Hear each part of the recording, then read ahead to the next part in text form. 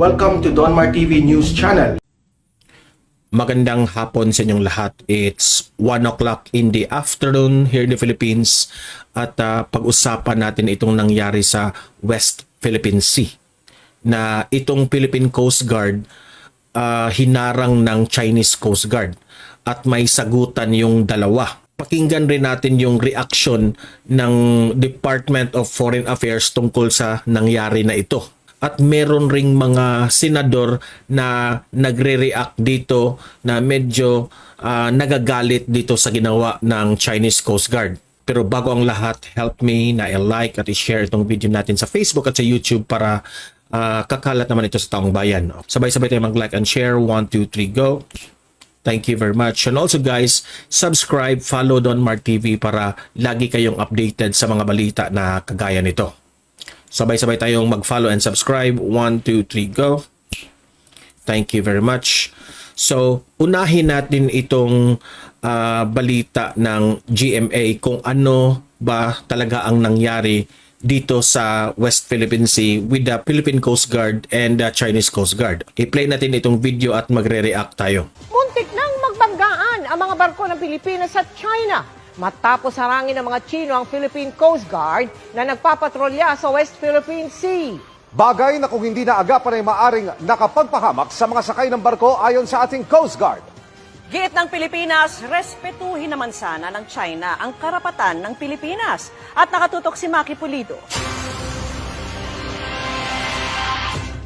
Sa videong kuha ng International News Agency na Agence France Presse noong linggo, kitang malapit ang barko ng Philippine Coast Guard na BRP Malapascua sa barko ng China Coast Guard na higit doble ang laki. Habang papalapit sa iyong Para sa akin, hindi yan doble ang laki. Tatlo pa nga eh. shoal ang Malapascua, nag-cut at huminto sa harap nito ang barko ng China. Philippine Coast Guard Vessel 440. Oh, ito yun ha, sagutan nila. Ito na yung sa Chinese Coast Guard nang sasalita. 3. This is China Coast Guard Vessel 5201. In the fact of the friendly relationship between China and the Philippines, we hope you can cooperate with our teams.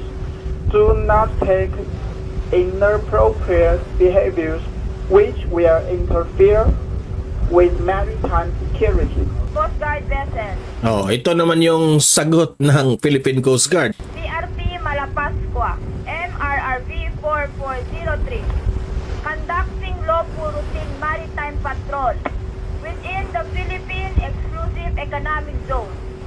In accordance with international and Philippine national laws, we are proceeding according to our planned route. Request to stay clear from our passage in accordance with collision regulations.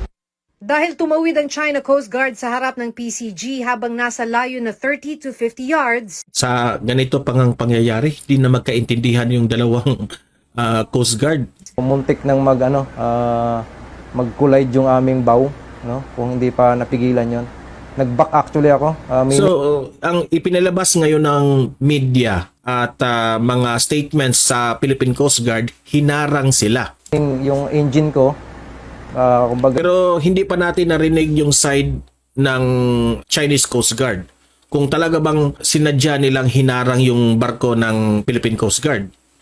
binak ko yung ano niya, yung power para ma-suppress yung yung speed ko para hindi kami magbanggaan. Dangerous maneuver 'yon ang tawag namin. Kung sakaling hindi naihinto agad, maaari tayong bumangga kung saan ma-compromise natin ang safety ng ating Coast Guard personnel on board and of course our media on board. isipin mo na lang daw kung nagmamaneho ka sa kalsada at biglang may sasakyan na biglang nag-overtake at bigla siyang nag-brake nung nasa harap mo na. Ganyan ang ginawa ng China Coast Guard ayon kay Tariela. Pero di tulad ng mga kotse, mas matagal ang pag-brake ng mga barko.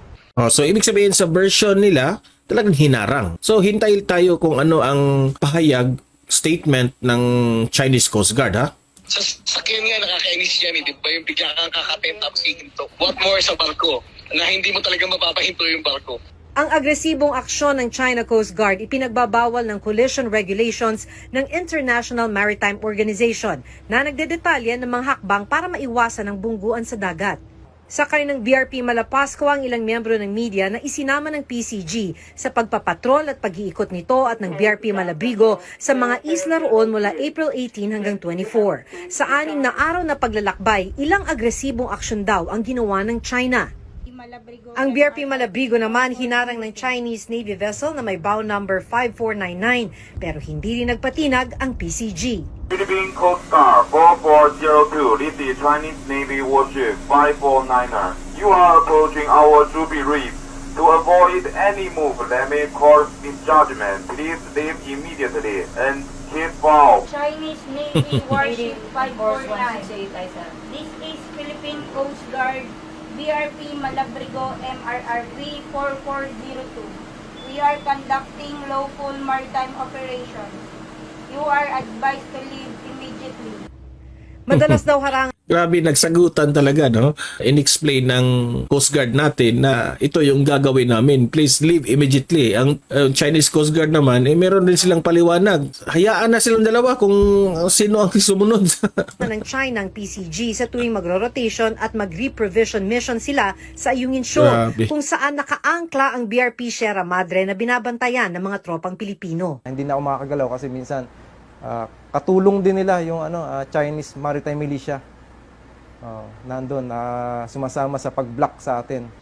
Ang BRP Malapascua rin ang tinutukan ng China Coast Guard. So, yan ang nangyari. So, ngayon, dito sa latest na nangyari sa West Philippine Sea, pakinggan naman natin yung video ng DFA nagre-react dito at ilan sa ating mga senador nagre-react din dito. So, i-play natin itong video. The Department of Foreign Affairs, or DFA, calls on China to respect the rights of the Philippines over the West Philippine Sea. This comes after the Philippine Coast Guard, So, yung DFA nananawagan na respetuhin raw tayo. or PCG, identified more than 100 alleged Chinese maritime militia vessels during its 7-day maritime patrol. The PCG also reported a near-collision incident in Ayungin Shoal after a Chinese vessel made a dangerous maneuver near BRP Malapascua, noting that it posed a significant threat to the safety of the Philippine vessel and its crew. In a statement, DFA spokesperson Maria Teresita Daza emphasized that the Philippines has the right to conduct routine maritime patrols in its territorial waters and exclusive economic zone. The agency also calls on China to refrain from actions that may cause any untoward incident. The DFA adds it is still studying its options whether to file a diplomatic protest over the incident. Meanwhile, several senators slammed the near-collision incident. For Senator Jinggoy Estrada, who chairs the Senate Committee on National Defense and Security, the Philippines should consider seeking help from its allies. So sa akin, sobra ng pambubuli ito ng mga Chinese military men sa mga nag-fishing dun sa West Philippine Sea. Sobra na pambubuli nito. So, sabi ni Jinggoy yung main na reaction niya is sobra ng pambubuli itong ginawa ng China. Wala naman nangyari. Magre-react tayo dito. Diplomatic protest, yun ang kakainis. For Senator J.V. Ejercito, the Chinese Coast Guard's alleged bullying is already disrespecting the country's sovereignty. Senator Ronald Si JV naman, yung kapatid, disrespecting the Philippine sovereignty. Rosa, for his part, advises the PCG to maximize its escape and evasion tactics and to be patient. Yan ang kay Senator Bato rin. Advice to the Coast Guard natin is to maximize their escape. O ibig sabihin, gusto lang ni Senator Bato de la Rosa na iiwas tayo sa gulo. Senate Minority Leader Coco Pimentel says all claimant countries in the South China Sea should start behaving like civilized and respectful neighbors. Ang kay Pimentel naman, magrespetuhan ang bawat countries na parang bahay to bahay na neighbor natin. And start a dialogue. While Senate Deputy Minority Leader Ito na yung idol ninyo, Risa Hontiveros. Risa Hontiveros hopes that the palace will condemn China's threats and tell Beijing to stop its aggressive acts. Ang grabe itong si Risa Hontiveros, no? Ang tapang ni Risa Hontiveros. So, hindi ko na yan tatapusin, no? Basta, ganito lang. Ang DFA nananawagan sa China na respetuhin ang Pilipinas. Ilan naman sa mga senador, sabi nila, na bullying yung China, disrespect yung Philippine sovereignty. Ang kay Senator Bato de la Rosa naman, iwasan na lang natin na magkagulo. Yun ang mga reaction. Yung kay Risa Hontiveros, medyo matapang. Magre-react tayo dito. Sabi nga ng mga eksperto, kagaya ni itong si Attorney Panelo noon, sabi niya, kung makipagyera tayo dito sa China, if you do drastic na arm enforcement o talagang magpapadala ka ng sundalo at talagang you do drastic things doon, magpro-provoke ito ng armed conflict. So sigurong magyera talaga. May armed conflict talaga at merong mga sundalong masasaktan dito. Kung merong mga sundalong masasaktan, kung merong mga sundalong ipatawag doon, kung merong gyera, ito ay malaking pera. Magastos ito. Yan ang ating analysis. Magastos ito. Tapos, kapag gagawa ka ng unang dahas o ikaw yung mangunguna dyan na you will be aggressive kung ano ang gagawin mo, magpadala ka ng sundalo, ito ay illegal. Illegal yan. Matatandaan ko ang sinabi ni Attorney Harry Roque. Sabi niya dito sa Article 2 of 4 sa UN Charter, illegal ito. Ano ba yung Article 2? Article 2 of 4 sa UN Charter. Ano ba yun? Ito, ang nakasaad dito is, members shall refrain in their international relations from the threat or use of force against the territorial integrity or political independence of any state. Remember, any state. Or in any other manner inconsistent with the purpose of the United Nations. So if tayo ang manguna dito na maggagawa ng dahas, illegal ito sa UN Charter. So hindi pa rin pwede. So ang best way na gagawin natin dito is makipagkaibigan sa China. Hindi tayo pwede makipagyera dahil magastos, mapera yan. Tapos illegal pa if ikaw yung unang gumawa ng dahas. Hindi talaga yan pwede. Yung mga senador na mga matatapang o kayo yung mauna dyan. Diba? The best way we could do this sa mga ganitong bagay, maraming beses na ang mga ganito eh. The best way that we could give solution to this problem is yung presidente natin lang talaga na makipag-usap rin sa namumuno sa China. So, itong mga maliliit na mga Coast Guards na ito, merong makapag-advise na mga malalaking opisyal ng gobyerno ng China at gobyerno ng Pilipinas. Yun lang, makipagkaibigan tayo. Hindi natin kaya makipagyera sa China. And that is the real fact, real truth.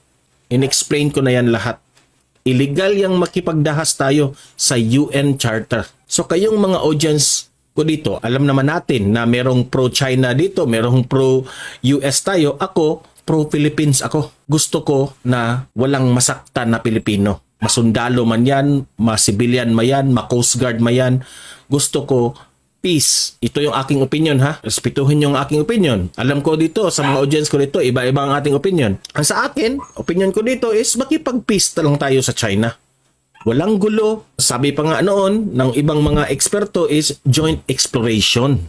Let's share the West Philippine Sea. Yun ang pinaka-best. Hindi pa natin kaya makipag-dahas dyan sa China. At isa pa dyan, illegal yan ng UN Charter sa rule of law ng United Nations. So, comment, react sa issue na ito sa comment section at pag-uusapan natin yan. Ano ang opinion dito? Re-respetuhin natin ang bawat opinion ng mga audience natin dito sa Don Mar TV. Like and share this video para kakalat ito sa taong bayan and subscribe, follow Don Mar TV para lagi kayong updated sa mga balita na kagaya nito. Okay? I-update ko kayo dito. See you in my next video. Have a great day and God bless sa inyong lahat.